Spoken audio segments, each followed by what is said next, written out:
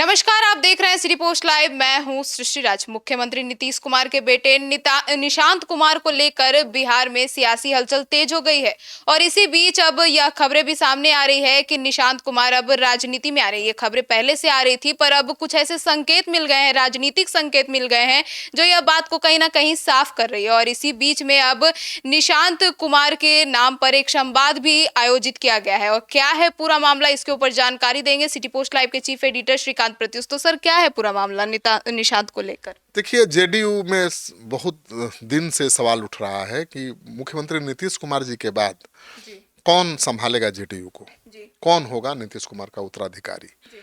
और एक साल से निशांत कुमार का नाम आगे आ रहा है।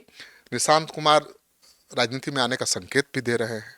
हालांकि बहुत सीधे साधे हैं, कभी विवादों से उनका नाता नहीं रहा। मुख्यमंत्री के बेटे हैं, फिर भी उनको कोई जानता नहीं था। पिछले 6 महीने से मीडिया में आ रहे हैं, बात कर रहे हैं, अपने पिता का पक्ष रख रहे हैं, तो लोग जानने लगे हैं, उनको पहचानने लगे हैं। उसके पहले तो कोई उनको जानता भी नहीं था, पहचानता भी नहीं था। तो पहले ऐसे मुख्यमंत्री के बेटे हैं जो कभी विवाद में नहीं आए, जिनकी कोई पहचान नहीं है। बहुत पढ़े लिखे हैं, नीतीश कुमार की तरह इंजीनियर हैं, तो नीतीश कुमार की तरह दिखने में भी लगते हैं। तो नीतीश कुमार की जगह वही ले सकते हैं, जेडीयू के तमाम नेताओं का ये मानना है। जेडीयू के नेता समय समय पर आवाज उठाते रहे कि उनके हाथ में पार्टी की कमान दे देनी चाहिए। और उपेंद्र कुशवाहा ने भी तो ट्वीट कर दिया था कि उनको तो पार्टी में आना चाहिए, उन्हीं को अब उनका उत्तराधिकारी बनना चाहिए। नहीं, उन्होंने ये नहीं कहा था। उन्होंने कहा था कि नीतीश कुमार जी को एक पद छोड़ देना चाहिए, मतलब पार्टी के राष्ट्रीय अध्यक्ष का पद छोड़ देना चाहिए और मुख्यमंत्री के रूप में उनको कंटिन्यू करना चाहिए। उनका अनुभव है, उसका लाभ बिहार को मिलना चाहिए बतौर मुख्यमंत्री। लेकिन दोनों काम एक साथ वो ठीक से नहीं कर सकते, मतलब पार्टी की कमान किसी और के हाथ में सौंप देना चाहिए। उन्होंने ये भी नहीं कहा था कि निशांत को सौंप देना चाहिए, लेकिन निशांत को जन्मदिन की बधाई देते हुए इन्होंने ट्वीट किया था। मैंने उसी दिन किया था ट्वीट जिस दिन निशांत का बर्थडे था। तो ये तो इशारा भी समझ सकते हैं। बिल्कुल इशारा था कि अब भाई मुख्यमंत्री बने रहिए, लेकिन पार्टी की कमान अपने बेटे के हाथ में दे दीजिए। और जेडीयू के तमाम नेताओं की चिंता बढ़ी हुई है कि नीतीश कुमार जी की उम्र ज्यादा तो हो ही गई है ना, भले वो बहुत एक्शन में दिखाई दे रहे हैं, लेकिन अब आगे पार्टी को कौन बढ़ाएगा।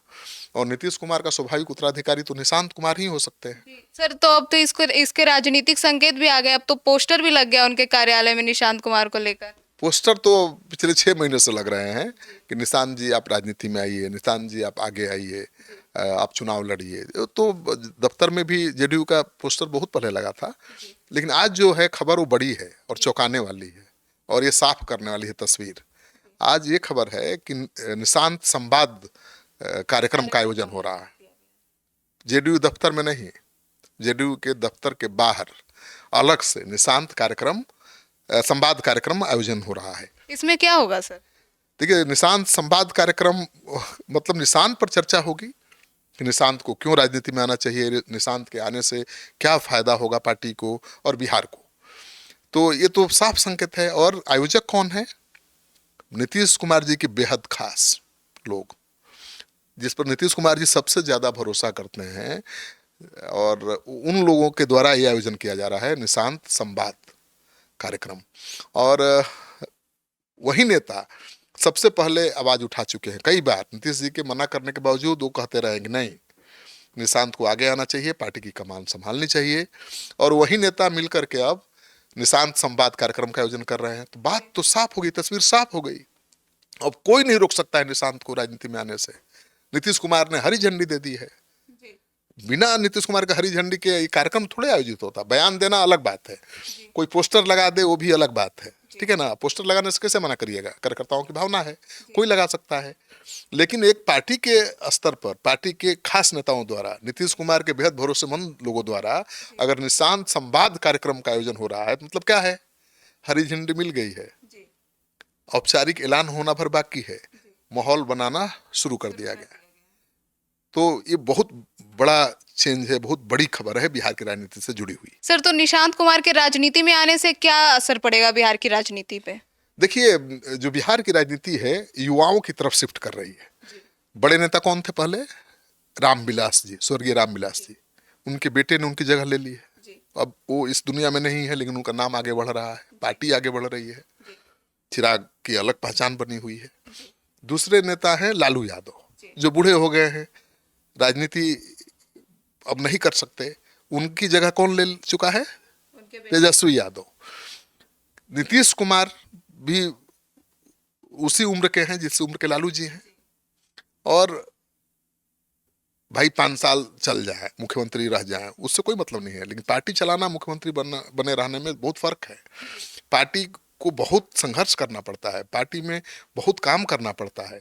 पार्टी के लिए नौकरशाहों की टीम नहीं है जो काम करेगी, केवल विजन से काम नहीं चलेगा, फिजिकल आपको मेहनत करना पड़ेगा। तो नीतीश कुमार मुख्यमंत्री के कुर्सी पर बैठ के बिहार को चला सकते हैं नौकरशाहों की मदद से, काबिल लोगों की मदद से, लेकिन पार्टी चलाने के लिए खुद एक्शन में रहना पड़ेगा, और इस उम्र में दोनों काम नहीं कर सकते। ये तो मांग उपेंद्र कुशवाहा भी उठा चुके हैं कि एक पद छोड़ दीजिए, और तमाम पार्टी के सीनियर नेता मांग कर रहे हैं कि निशांत को लाइए राजनीति में, क्योंकि उनके बेटे ही उनके स्वाभाविक उत्तराधिकारी बन सकते हैं।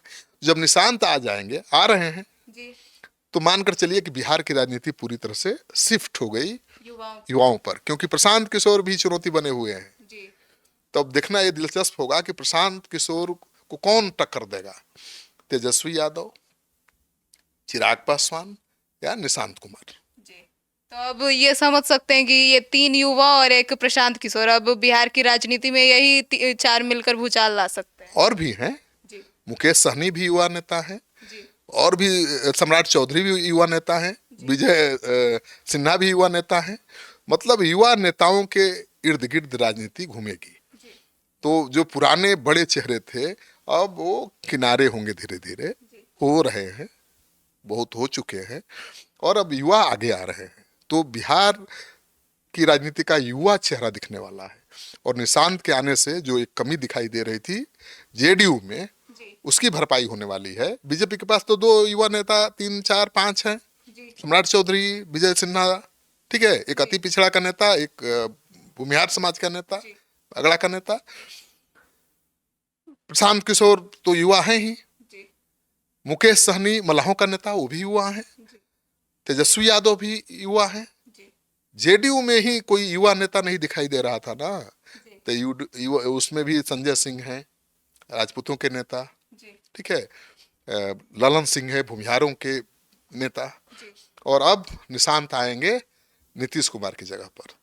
तब बिहार के राजनीति का जो नक्शा दिखिएगा वो बिल्कुल बदला सा लगेगा।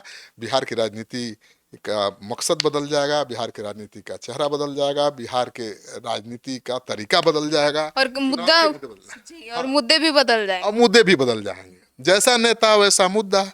तो जो नेता जैसा रहेगा वैसा ही सोचेगा और अपने स्टाइल में काम करेगा। तो जो नीतीश कुमार थे, लालू यादव थे, ये तो समाजवादी विचारधारा के नेता रहे हैं, रामविलास जी। अब ये जो नई पीढ़ी है वो किसी खास विचारधारा से प्रभावित नहीं है, वो उसकी अपनी अलग विचारधारा है, वो बदलते जमाने के साथ तालमेल करके आगे बढ़ना चाहती है। तो बिहार की राजनीति में एक बड़ा परिवर्तन दिखाई देगा केवल निशांत के आ जाने से। तो सुना आपने कि बिहार की राजनीति में अब कैसे युवा अब बिहार की राजनीति में उतर रहे हैं, और निशांत कुमार के आने से अब बिहार में पूरा युवा राजनीति पर बदल जाएगा। और अब इस पूरे मामले पे, क्योंकि यह राजनीतिक संकेत पूरी तरह से अब सामने आ गया है कि अब निशांत कुमार तो बिहार की राजनीति में आ ही रहे हैं। आज निशांत कुमार को लेकर संवाद कार्यक्रम भी आयोजित कर दिया गया है, तो यह तो साफ हो गया है। पर अब इस पूरे मामले पर आप क्या सोचते हैं, हमें कमेंट सेक्शन में जरूर बताइए। तो फिलहाल इस खबर में इतना ही। आगे की खबरों के लिए देखते रहिए सिटी पोस्ट लाइव। तब तक के लिए धन्यवाद।